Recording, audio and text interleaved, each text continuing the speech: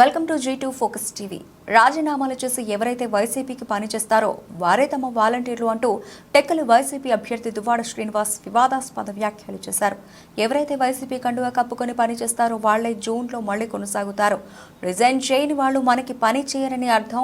ఇప్పటి వరకు రాజీనామా చేయని వాలంటీర్లు తక్షణమే రాజీనామా చేయాలి. ఈ 10 రోజులు ప్రచారాన్ని ఉధృతం చేయాలి అని దువ్వాడ శ్రీనివాస్ అల్టిమేటం ఇచ్చారు.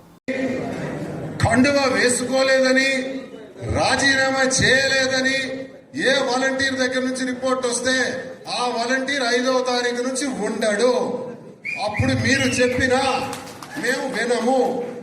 అయితే ఎవరైతే రాజీనామా చేసి కండువా వేసుకొని నేను చెప్పిన పద్ధతుల్లో తిరుగుతున్నారో ఆ వాలంటీర్ ఖచ్చితంగా జూన్ 5వ తారీఖు నుంచి కొనసాగుతాడు.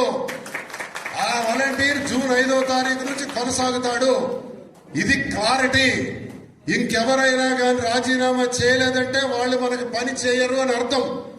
కండువా వేసుకోలేదు అంటే వాళ్ళు మనకు పని చేయరు అని అర్థం. ఇది నేను క్లారిటీగా మా రిపోర్ట్స్ మాకున్నాయి, మీ రిపోర్ట్స్ మాకు తెలుస్తాయి.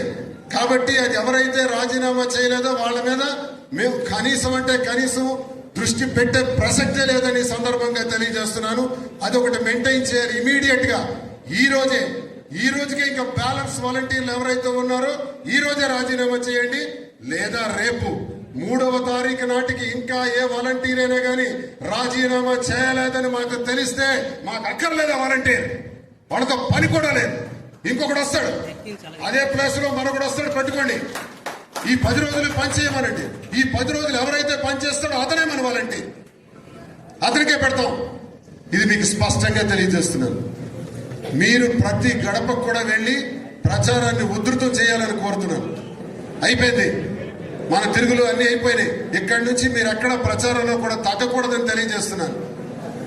పోలింగ్ నాడు కూడా మళ్ళీ మనం సమావేశం ఇంత విస్తృతంగా పెట్టుకోవడానికి అవకాశం ఉండకపోవచ్చు. 13వ తారీఖు ఉదయం 7 గంటల కల్లా మనకి పోలింగ్ స్టార్ట్ అవుతుంది. 7 నుంచి 6 గంటల